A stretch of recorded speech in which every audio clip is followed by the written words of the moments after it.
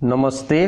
आज आम आलोचना आरंभ करवा श्रीमद् भागवत एकादश स्कंधर अवधूत जदुराजा संवाद। श्रीमद् भागवतर एकादश स्कंदरे शुक परीक्षित संवाद, नारद वसुदेव संवाद, निमि नवविप्र संवाद, अवधूत जदुराजा संवाद, कृष्ण उद्धव संवाद, सुत सौनक संवाद आदि षड संवादर विश्लेषण करा जाइछि। भगवान श्रीकृष्ण निजर वंश को विनाश करबा कारण परीक्षित सुकदेव को पचारिछंती। सुकदेव कृष्ण पुत्र मानकर पिंडारक तीर्थरे सांब को नारी बेश करी और तार उदर रे लौह पात्र भरी विश्वामित्रादि ऋषि मानंकु परिहास करन्ते ऋषि मानंक द्वारा से माने हेले अभिशप्त। सांबर गर्भरु जन्म नेला लौह मुसळ। कृष्ण पुत्र माने भय करिगले एवं एही कथा को से माने उग्रसेनंकु कहिले। उग्रसेन भीमंकु सेई लौह मुसळ देले पर्वतरे घसी घसी निशेष करिदेबाकू। मात्र सेई लौह चूर्ण समुद्र तीरे लगी एरकार जंगल हेला एवं अवशिष्ट सामान्य अंश को भीम समुद्र को फिंगी दियंते ताहाकू एक माछ गिड़ी देला। सेई माछ धीवर जालरे पड़िला। माछ पेटरू लौह खंडटी बाहरिला एवं ताकू नेई जारासबर अस्त्र तैयारी कला। एकदा नारद मुनि द्वारका को आसिले। से वसुदेवंकु निमि और नवविप्र प्रसंग कहिले। कवि हवि अंतरिक्ष प्रबुद्ध पिप्पलायन आविहोत्र द्रविड़ तमस करभाजन होउछंती ऋषभंकर 9 जन पुत्र। एमाने आत्मज्ञानी और निर्गुण योगी। निमि राजांकु सेमाने भागवत धर्म और विष्णु सेवाकर्म विषय रे उपदेश देले। एही प्रसंगरे नारद वसुदेवंकु कहिले, कृष्ण अनादि नारायण से आदि पुरुष माया मनुष्य रूपे तांको घरे पुत्र होई लीला करुछंती। एहा परे ब्रह्मा शंकर इंद्र चंद्र दिवाकर कुबेर अनल वरुण गंधर्व नाग अप्सरा विद्याधर आदि समस्ते द्वारका कृष्ण को दर्शन करने को आसीछंती। रात्र रे शून्य पथरे रही श्रीकृष्ण को स्तुति करिछंती।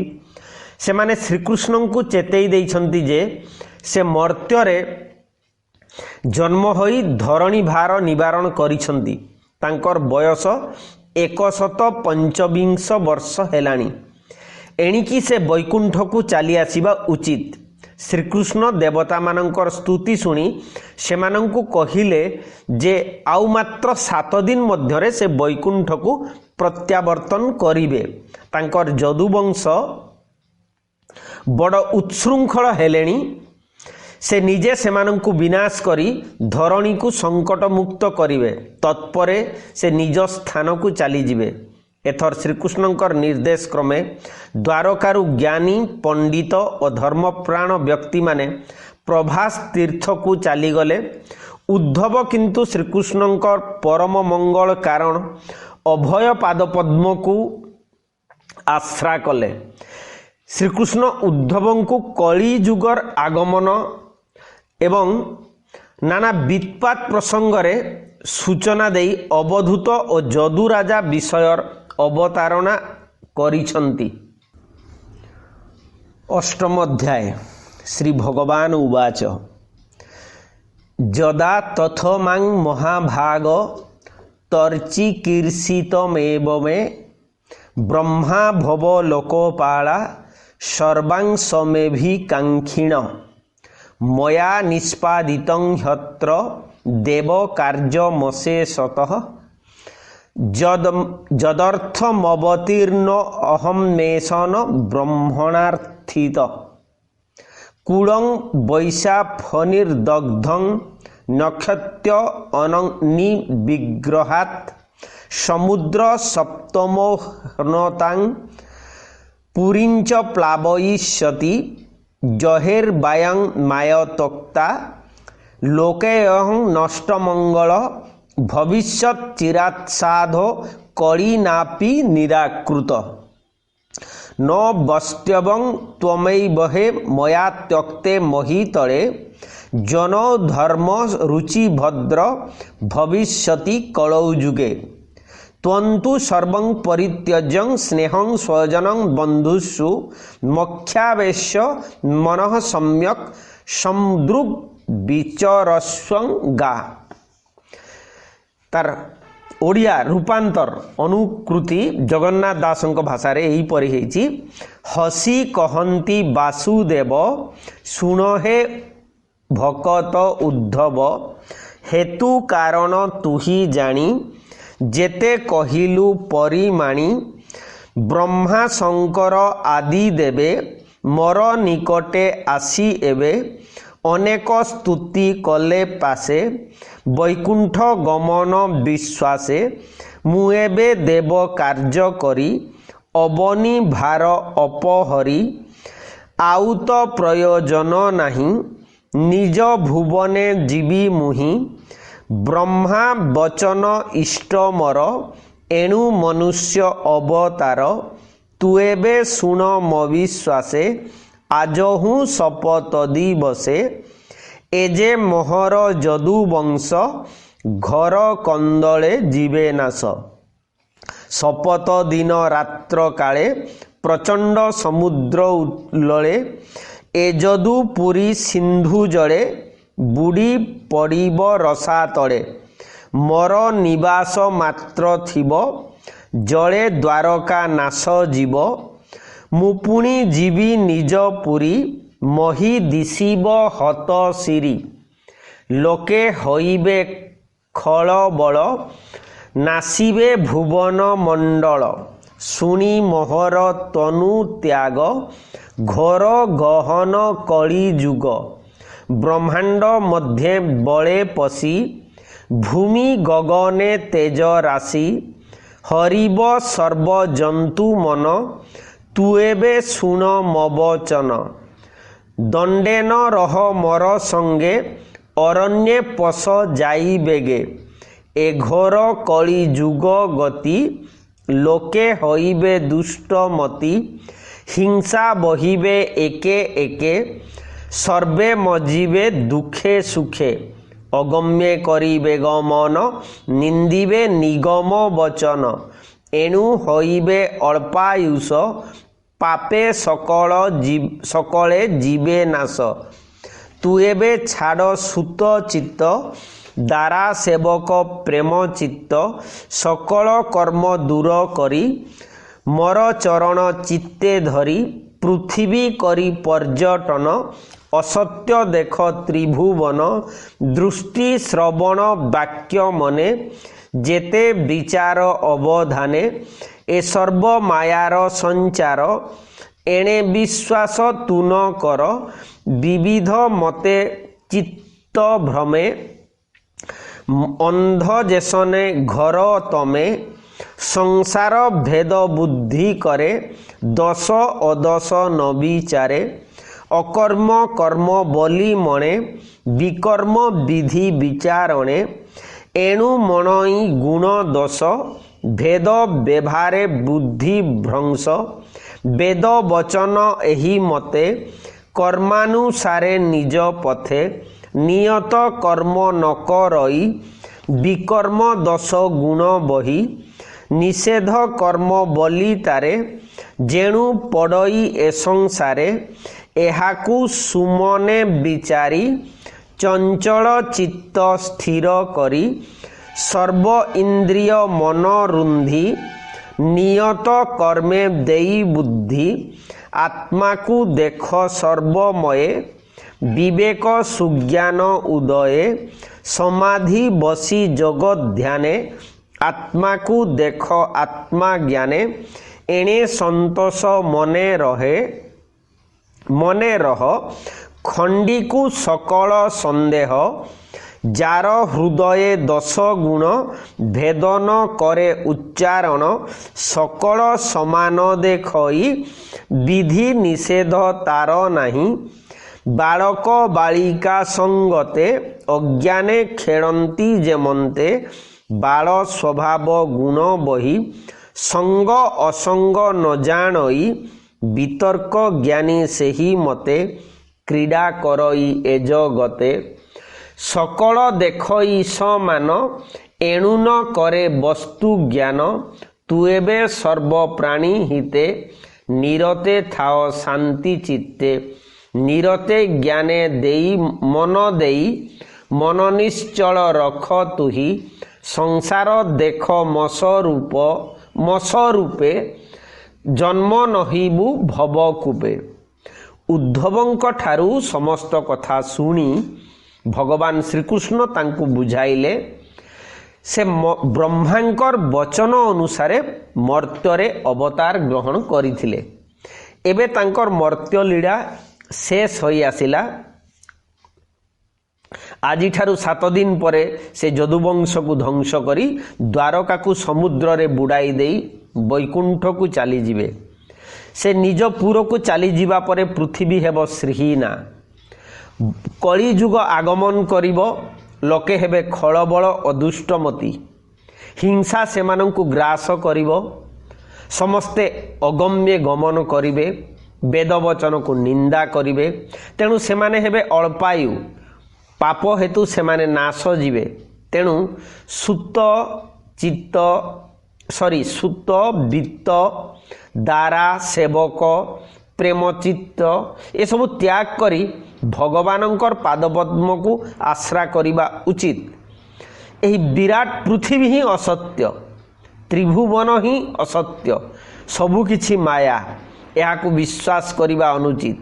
अंध जेपरी घोर अंधकार मध्यरे भ्रमी हुए सेहीपरि माया विजड़ित मनीष भ्रमी हुए। अकर्म को कर्म कहे गुण दोष और भेद बुद्धि फलरे तार बुद्धि भ्रंश हुए। नियत कर्म न करी से विकर्म करे। तेणु एई कथा को चिंता करी चित्त को स्थिर करिबा को हेबो। सकल इंद्रिय को दमन करी नियत कर्म कले विवेक और सुज्ञान उदय हुए। सकल घटरे आत्मा को देखी हुए। जगत ध्यान रे समाधिस्थ होई आत्मा ज्ञान रे आत्मा को देखी हुए। मन संतोष रहिले सकल संदेह खंडित हुए। जहार हृदय रे 10 गुण न थाए जे सकल समान देखे तार विधि निषेध न थाए। बालक बालिका जेपरी अज्ञान रे खेलंती और संग असंग जानती नहीं सेहीपरि वितर्क ज्ञानी क्रीड़ा करंती सेमानंकर वस्तु ज्ञान रहे नहीं समस्तन को समान देखंती। श्रीकृष्ण उद्धवं को सकल प्राणींकर हित साधन करिबाकू कहिबा संगे संगे ज्ञान जगरे मन निश्चल रखी संसार को कृष्णमय देखिबा पाई उपदेश देई जानती। तापरे श्री शुक उवाच इत्यादिष्टौ भगवता महाभागवतो नृप उद्धव प्रणिपत्याह तत्त्वं जिज्ञासुरच्युतं। उद्धव उवाच जोगेश जोगविन्यास जगात्मन जोगसंभव निश्रेय सायमे प्रक्तिस्त्याग्य संन्यास लक्षण त्याग्यं दुष्कर भूमनं कामनं विषयात्मभि सुतरां त्वयि सर्वात्मनभ्यं कैरीति मे मति।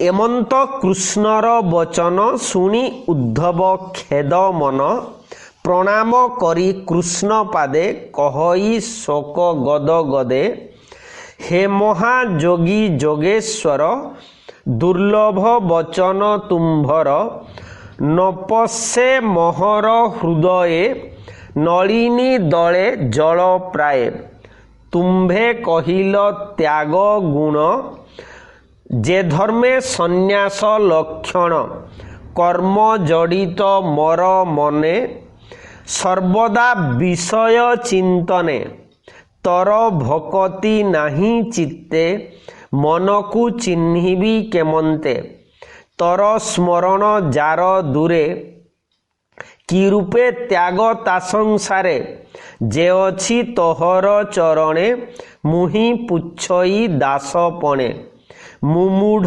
माया जड़मती भनाथ शुण जदुपति मुहि मोहर ए संसार सकल कर्म ही तह मोहर महे जड़ित मोर चित्त एणु मु कैवल्य वंचित असत्य सुत दारा धन ममन करे नित्य ध्यान माया संकट घोर जड़ी भवबंधने अच्छी पड़ी एमर माया जाल पास किंचिते छेद पीतवास निश्चय करी निज दास कहत मार्ग उपदेश तु आत्मा सत नित्य निधि 14 भुवने प्रसिद्धि तु ब्रह्म ज्ञान गुरुदाता तबिनु नाही अन्य कर्ता नाना प्रपंच वेद बादे के अछि सुर सभा मध्य ब्रह्मादि देवगण जेते तोहर माया विमोहिते विषय ध्यान अविरत एणुत मार्गे से वंचित से जेबे तत्व अवधारी तो माया न पारिले तरी अशेष महिमा तोहर सर्वज्ञ जगत ईश्वर जेणु तु अष्टनिधिधारी तेणु तु सर्व अधिकारी अकुंठ वैकुंठ महिमा वेदन जाने तर सीमा हे जगन्नाथ नारायण तपादे पशिली शरण तनाम दुरित दहन मपाप कर विमोचन उद्धव वाक्ये जदुमणि मन हृदय तार जिणी। उद्धव श्रीकृष्णंकर कथा शुणी शोक गदगद होई पड़िछंती। से कहिछंती हे महायोगी जोगेश्वर हे जोगेश हे जोगसंभव तुमर वचन दुर्लभ पद्मपत्र रे जलपरी मो हृदय रे तुमर वचन प्रवेश करू नहीं। तुमे संन्यास लक्षण और त्याग गुणर कथा कहूछ मोर मन कर्म जड़ित सदा सर्वदा विषय वासना रे आसक्त भक्ति मोर चित्तरे नाही मन को किपरि चिन्हिबी तुमको स्मरण करिबा जहार सुदूर पराहत तार त्याग गुण केउठु आसीबो मु मूढ़ मोर मति माया जड़ित हे जदुपति हे मोर परमनाथ ए संसार रे मु आबद्ध सकल कर्मर मु अधीन मोर चित्त मोह जड़ित मु कैवल्य वंचित असत्य सुत दारा धन प्रति सर्वदा मोर मन आसक्त मु माया संकट रे पड़ी रही भवबंधन भोगुछि। हे पीतवास मोर ए माया जाल को छेदन कर मते तुमे दास करि दियो तुमर मार्ग उपदेश मते प्रदान कर। तुमे ही आत्मा तुमे ही सत्य और नित्य 14 भुवन रे तुमे प्रसिद्ध तुमे ही ज्ञानदाता तुम बिनु आउ किए अछि तुमर माया रे ब्रह्मादि देवगण विमोहित विषय वासना प्रति नित्य अनुरक्त व्यक्ति तुमर मार्गरु वंचित देवता माने मध्य तुमर माया को लंघी पारिबे नहीं। तुमे जगतर ईश्वर तुमे सर्वज्ञ तुमर महिमा अशेष तुमे अष्ट ऐश्वर्यर अधिकारी तुमर अकुंठ वैकुंठर महिमा अनंत वेदतार सीमा जाने नहीं। हे जगन्नाथ हे नारायण तुमर पादपद्म रे मु शरण जाउछि तुमर नाम दुरित दहन करे तुमे मोर पाप खंडन कर। तापरे श्री भगवान उवाच प्रायेण मनुजा लोके लोक तत्व विचक्षणा समुद्धरन्ति आत्मनात्मनैवै शुभाशयात् आत्मनो गुरुरात्मवै पुरुषस्य विशेषतः यत् प्रत्यक्षानुमानाभ्यां श्रेयसावनुविन्दते अत्राप्युदाहरन्ति ममीतिहासं पुरातनं अवधूष्यस्य संवादं जदरमित तेजसः अवधूतं द्विज किंचित्तरन्तं कुतो भय कविं निरीक्षं तरुणं जदु प्रपच्छ धर्मविद बलंती कमललोचन उद्धव शुण मवचन जे प्राणी वेद तत्व जाने मर महिमा परिमाणे वितर्के भ्रमयी संसारे आत्मा को आपणे उद्धरे सुमति आत्मा गुरुपणे आत्मा को बुझाई आपणे आत्मारे करे आत्मा लीन केवल चित्ते अनुमान आत्मा कुशले सर्वसिद्धि तरई संसार जलधि ज्ञान बुझई धीरपणे आत्मा समाधि अभ्यासणे आत्मा को देखे सर्वभूते निर्लेप सर्वशक्ति जुते एबे तो कहिबा विश्वासे से पुरातन इतिहासे जदु राजन अवधूत एबेनी जनक चरित ब्राह्मण अवधूत रूपे मिडिला नृपति समीपे से सर्वभूते दया पर निर्भये निर्मल शरीर देखी ताहांक दिव्य ज्योति विश्वासे पुच्छई नृपति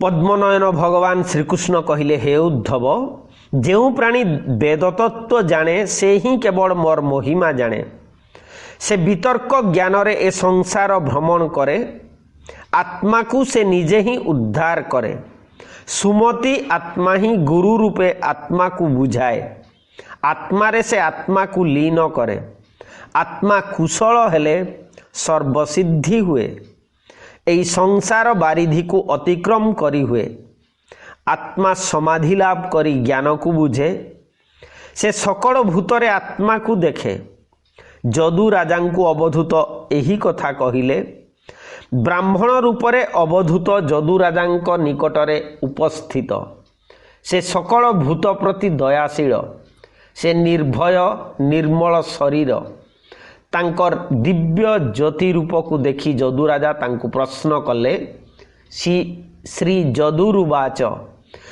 कुतो बुद्धिरियं ब्रह्मण्य कर्तु सुविशारदा जामा साध्यं भवां लोकं विहांश्चरति बालवत् प्रायो धर्मार्थ कामेषु विवित्सायं च मानवा हेतु नैव समीहन्ते आयुष जशस श्रिय त्वहिं न पुच्छतां ब्रह्मणात्मनानंद कारणं ब्रूहि स्पर्श विहीनस्य भवतो केवलात्मन भमुनि नमे तचरणे एकांते भ्रमु की कारणे दृष्टि श्रवण देह बही न देखी न शुणु किम पाई ए सर्व लोक भव कूपे नित्य दगध नाना तापे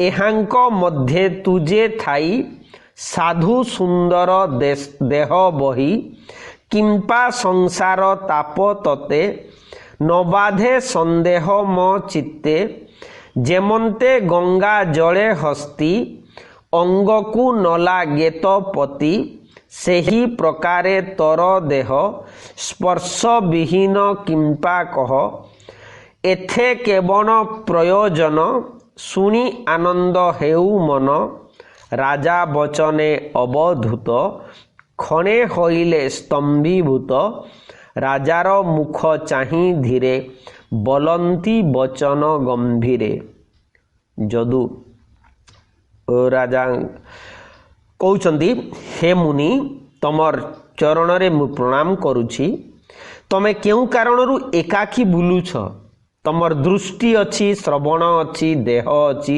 अथच तुम किछि देखु ना हो, किछि शुणु ना हो। एई संसार कूपरे सकल लोक अनवरत नाना दुख कष्ट पाउछंती।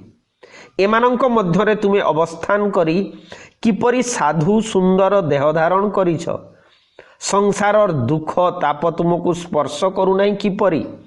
गंगा जलरे हस्तीर देह को ताप न लागिला परी तुमर देह स्पर्श विहीन। एक कथा मोर संदेह जात करुछि। जदु राजांकर कथा शुणी अवधूत स्तंभीभूत होइगले। तत्परे से राजांक मुख को चाहि गंभीर भावरे आरंभ कले तांकर कथा। अवधूत उवाच सन्ति में गुरुवो राजन बहवो बुद्धिपाश्रिता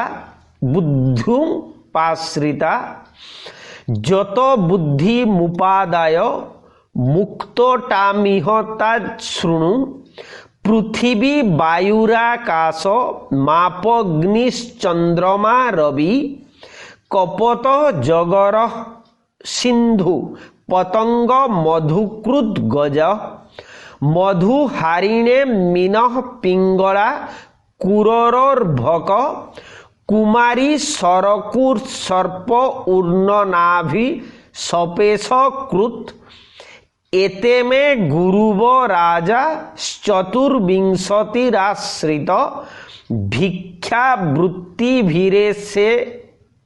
भिक्षावृत्तिर्भि रेतेशा मन्नो शिखमिहात्मन सुनहे जदु नृपवर अनेक गुरु अच्छी मोर श्रवणे जेबा इच्छा तर जाठारु जे दीक्षा मोहर घेनिमु बुलई संसारे कहिबा सुन मन स्थिरे पृथ्वी पवन अनल बालक आकाशमंडल रवि शशांक आप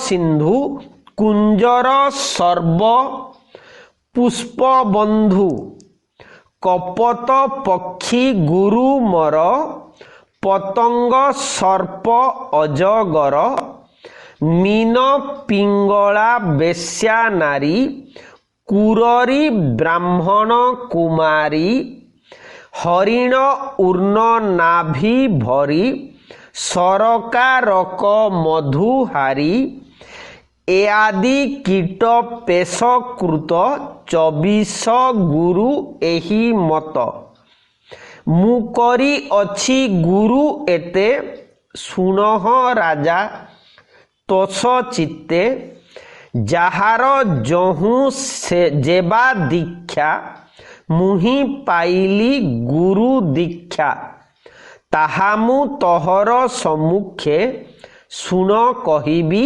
एके एके।